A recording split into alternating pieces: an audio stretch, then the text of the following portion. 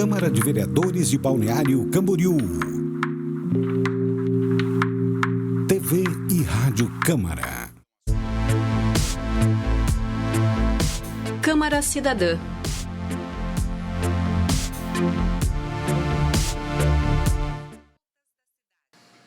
Olá, estamos começando aqui mais um Câmara Cidadã.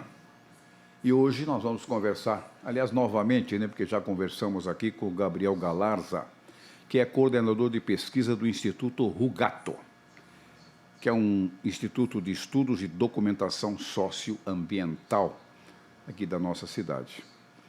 Foi criado em 2018, é uma organização da sociedade civil brasileira que desenvolve trabalhos ligados ao meio ambiente, cultura e cidades. Resuma para a gente. Primeiro, obrigado por estar aqui, né? Obrigado você pelo convite, ao Aderbal e aos ouvintes da rádio. Pois é.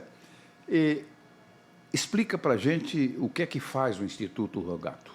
Bom, o Instituto, como bem diz o nome dele, né, realiza projetos de estudos e pesquisas e documentação socioambiental. Para a gente esmiuçar. A gente tem trabalhado através de projetos de lei de incentivo à cultura, né? Então, financiamentos públicos, e a gente tem realizado esses projetos com o intuito de educação para a cidadania, educação, né, cidadã, conscientização ambiental, conscientização sobre o patrimônio cultural e ambiental da nossa região. Então, com essas temáticas, a gente tem desenvolvido diversos trabalhos já há alguns anos, né? E esses projetos têm já alcançado praticamente a toda a população da cidade, né? Eu tenho aqui sete exemplares aqui de trabalho seus, chamaria de opúsculos, né, para ser um pouco impertinente, né? Sobre rios, caminhos de Balneário Camboriú, título geral, né? Árvores, praças, pássaros, casas, o que mais que tem aqui? E também você fez estudo da Lagoa de Barra Velha, nossa cidade vizinha lá, vamos para 50 quilômetros ao norte, né, da nossa região. E a gente já conversou aqui sobre uma publicação sua sobre casas antigas, as velhas casas de madeira de Balneário Camboriú e também das praças de Balneário Camboriú. Aliás, um trabalho inédito que pouca gente percebeu aquilo ali, que existiam tantas coisas desta qualificação aqui. Eu confesso que tenho me interessado também pelo assunto, inspirado pelo seu livro. Ai, que ótimo. Coisa interessante. Eu acho que essa coisa tem uma continuação, né? Tem uma evolução que a gente faz, não com a pretensão de ser parecido, nem muito menos igual ao seu trabalho, né? Mas, enfim, eu acho que isso cabe a cada um de nós fazer esse tipo de trabalho. Mas o seu é um trabalho de profundidade, que tem muito mais amplitude, evidentemente, e merece todos os méritos. E eu queria que você falasse, por cada um dos trabalhos assim, esse seu trabalho, por exemplo, dos rios. Fala um pouco dele. Interessante você destacar esse projeto, porque, inclusive, ele é o projeto seminal da nossa organização. O nascedor da nossa instituição. E a partir dele, um tema foi sendo puxado do outro, né? Então, assim, é um processo que a gente considera até bem orgânico do surgimento desses temas de estudo, né? Quer dizer, ele foi o precursor. A gente começou com um estudo dessa paisagem cultural do Rio Camboriú, né? Qual que é essa abordagem de paisagem cultural? É você interpretar uma porção do território que tenha características peculiares e cruzar estruturas, características e dinâmicas que acontecem nessa paisagem a partir de um enfoque ambiental e também com as intervenções da sociedade sobre esse ambiente. Então, é uma relação entre cultura e natureza, nos dois sentidos, né? A natureza condicionando as práticas sociais, culturais, e a sociedade, como a cidade, né, de uma forma geral, intervindo sobre esse ambiente natural, né? Então, é uma dinâmica que está o tempo todo acontecendo, e até reforço aqui essa tua também análise anterior sobre o teu olhar sobre esses temas, que é uma abordagem que a gente gosta de sempre destacar. Quando a gente se debruça sobre paisagem, a gente tem que considerar que ela é uma estrutura em constante transformação. Sim. Ela tem uma dinâmica constante. Às vezes no bom sentido, ou às vezes no mau sentido, vezes mas no ela bom. tem uma transformação, né? Exatamente. Então, assim, de forma alguma, esses projetos têm a intenção de esgotar o estudo sobre os temas, né? Então, a cada nova aproximação que a gente mesmo vem a fazer sobre esses temas, a gente vai encontrar uma nova paisagem. Então, essa narrativa dessas paisagens, elas estão em constante construção. E a cada novo olhar, a cada novo observador, inclusive, né? Vai trazer uma nova leitura, uma nova narrativa, uma nova interpretação do que significa essa paisagem. E até histórias diferentes, né? Histórias diferentes. Sobre o mesmo enfoque, Exatamente. Né? Vínculos, né? Afetivos, porque às vezes aquilo que te ativa... Esse é o principal, né? Aquilo que te, né, afeta, né? Às vezes, para uma outra pessoa, tem uma outra dimensão, uma outra intenção, né? Porque o Rio Camboriú, por exemplo, tem uma característica muito especial. Ele está só em Camboriú e Balneário Camboriú. Exatamente. Ele não corre por outros territórios, né? Então é um rio praticamente municipal. Exatamente. Então é o rio que nos mantém o abastecimento de água, por exemplo, né? É uma estrutura ambiental, né? Que tem uma relevância importantíssima, histórica para a nossa região, né? Inclusive, esse rio certamente é o motivo da ocupação do nosso território, né? Anterior até mesmo ao que a gente pensa enquanto cidade, né? É que os antigos procuravam o local onde tinha água primeiro. Exatamente. Então, a primeira característica ambiental que se buscava era uma fonte de água para se viver, exatamente. Então, assim, os povos originários que ocuparam esse território, né? As populações indígenas dessa região, possivelmente a primeira encontro que eles tiveram, que pensaram, é aqui que vamos nos estabelecer, é a presença de uma água abundante, com bastante peixe para pesca, né? E ainda por cima, desaguando no mar, né? Então você tem assim uma exuberância de potencialidades, né, a serem exploradas pela ocupação humana, né? E obviamente com a evolução, né, o passar da ocupação humana nesse território, existem as sobreposições, né, de interesses e de vocações, muita coisa que acontece em torno dele, né? Muita coisa acontece, do próprio exatamente. Rio, né? Você tem lá, então, como raiz, né, essa busca por água, por peixe, mas depois já vem, num ciclo já seguinte, um cultivo das terras, nas margens, né? Então, a agricultura começa a surgir. Navegação. Daí vai surgindo os primeiros núcleos habitacionais. Aí vem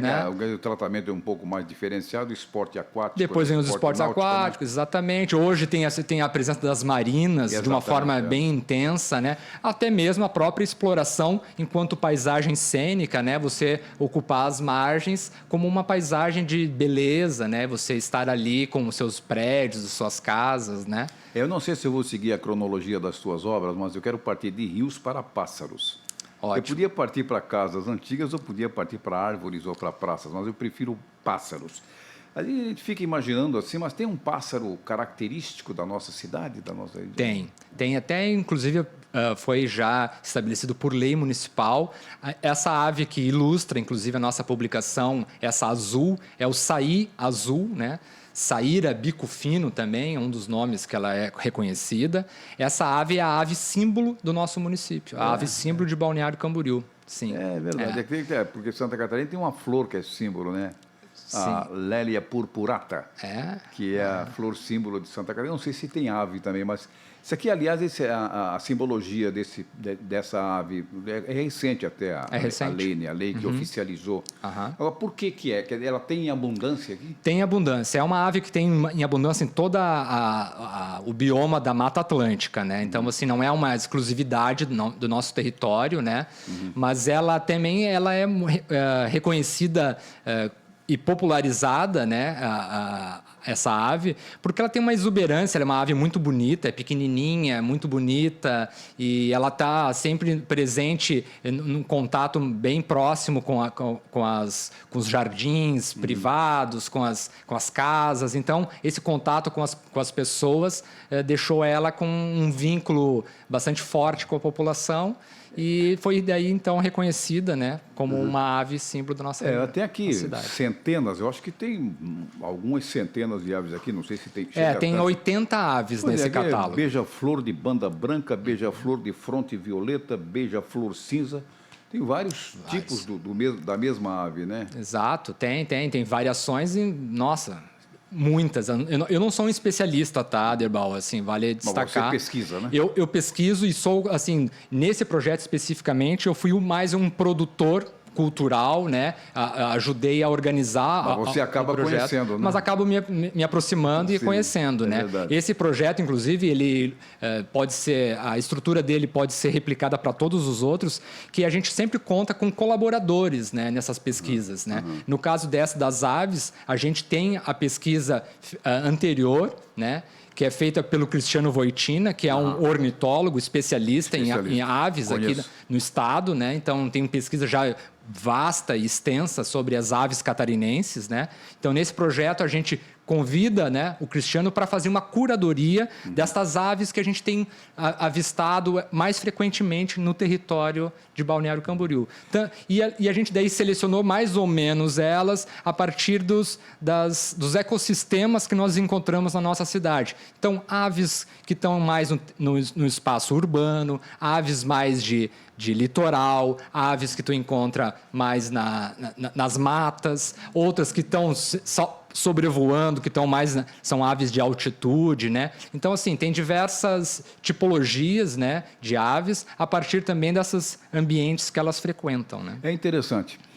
Quando você fala também esse trabalho sobre árvores, que é o volume 2, depois tem o volume 3, que é sobre praças. Mas eu prefiro ficar nas árvores, porque existe até um projeto oficial do município para plantio de árvores e a catalogação das árvores que existem hoje. Eles citaram números ali exatos até sobre onde estão as árvores, qual é a função delas. Árvores frutíferas, tem árvores que são para, digamos assim, enfeite da natureza, né? A beira-mar, nossa Atlântica ali é muito característica, típica disso aí, né? Isso é interessante porque Balneário Camboriú tem uma fama de ser uma cidade horizontal, verticalizada e com pouco verde. Temos essa fama, infelizmente, né? Mas o pessoal parece que está se preocupando um pouco mais, tornar o verde um pouco mais frequente nos nossos ambientes, né?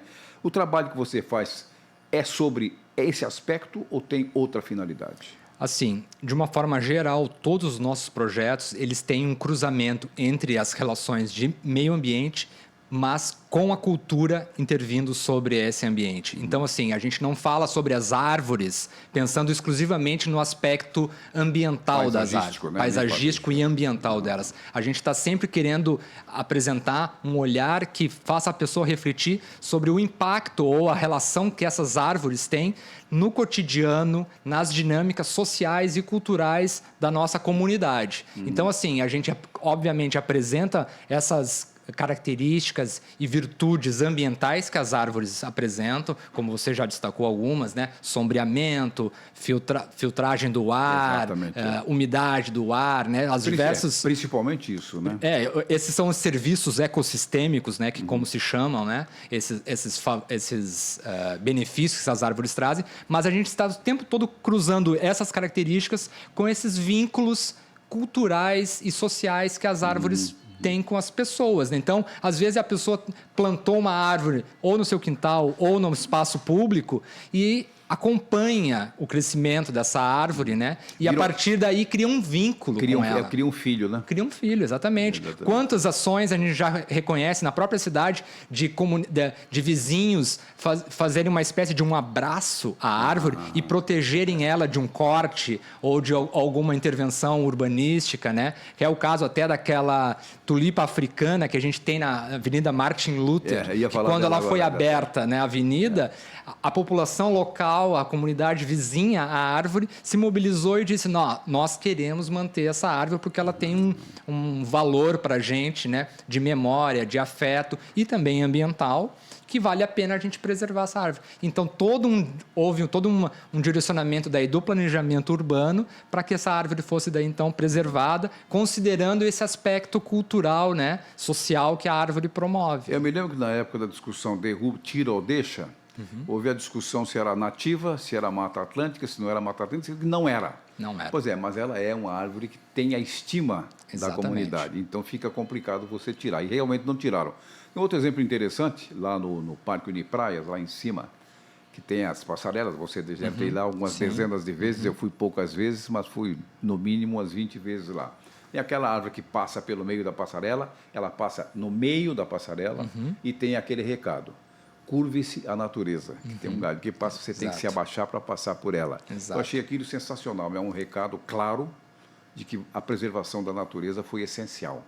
Isso é um ótimo exemplo que você está trazendo, porque até a gente vê pouco ações nesse formato, né? De, por exemplo, iniciativas da própria comunidade ou da iniciativa privada de fazerem intervenções ou ações que promovam essa preservação, essa valorização das árvores. Eu posso destacar uma aqui. Tem aquele hotel ali na Avenida Central, que agora não me escapa o nome dele, eu acho que é Centromar, se não me engano.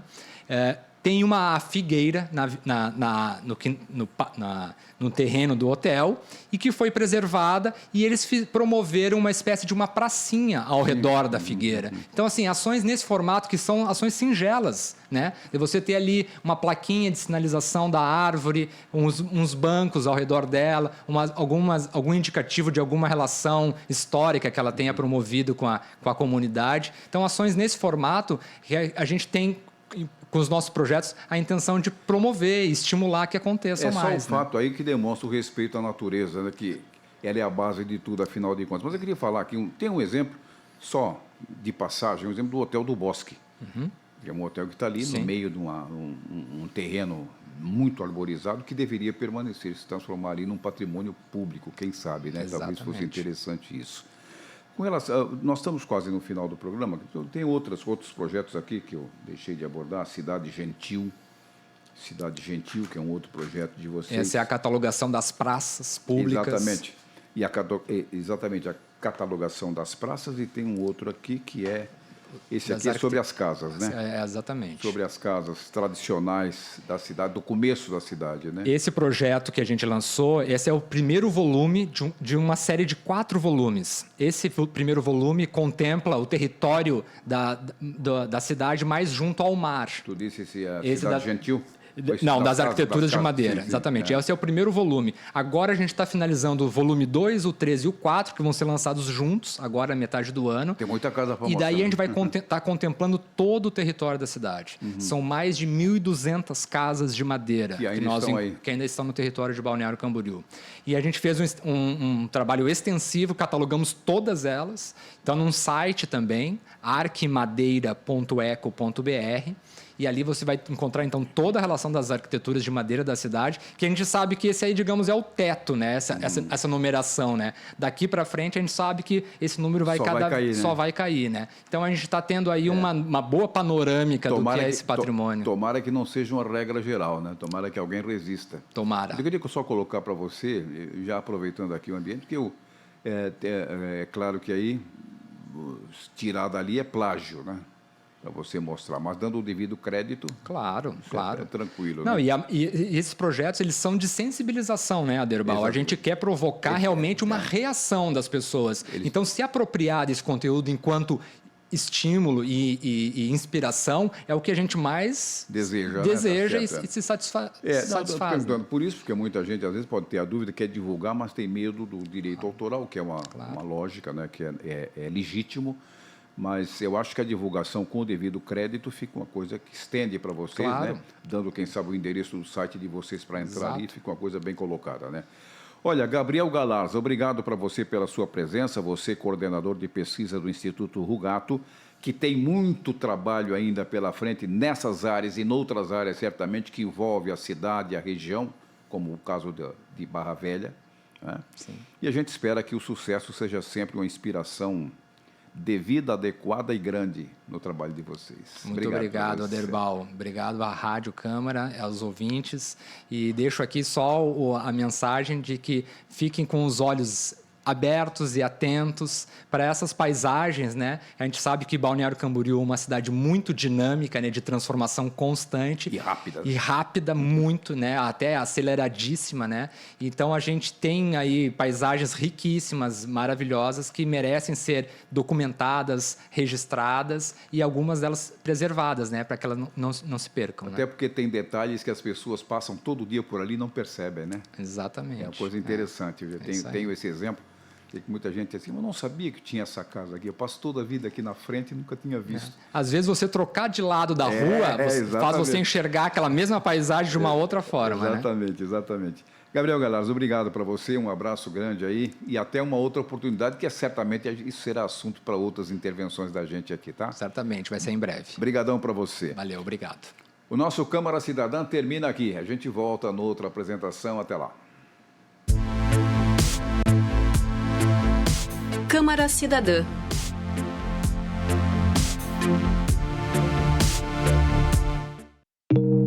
Câmara de Vereadores de Balneário Camboriú. TV e Rádio Câmara.